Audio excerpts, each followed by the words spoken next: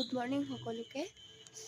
এতিয়া ৰাতিপুৱাৰ 8:30 বাজিছে, কিন্তু বেলিটো ওলোৱাটো কোনো সিদ্ধান্তই নাই আজি ওলাব নে নোলাব। কিন্তু কুঁৱলী চাওক, তাৰ সাংঘাতিক ৰকমকৈ গোটেই কুঁৱলী হৈ আছে। বাহিৰত আমাৰ ঘৰৰ এডোখৰতে ইমানকৈ নাই, কিন্তু বাহিৰত বহুতেই কুঁৱলী হৈ আছে। আজি বহুত বেছি ঠাণ্ডা।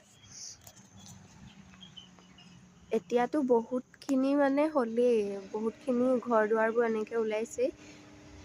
অথনি যে একেবাৰে ওলোৱাই নাছিলে, পূৰা টোটেলি নায়ে ওলোৱা, ঘৰ দুৱাৰবোৰ নায়ে ওলোৱা।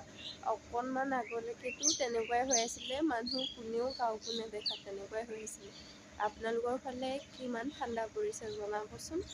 আমাৰ এইফালে কিন্তু বহুত বেছি ঠাণ্ডা পৰিছে।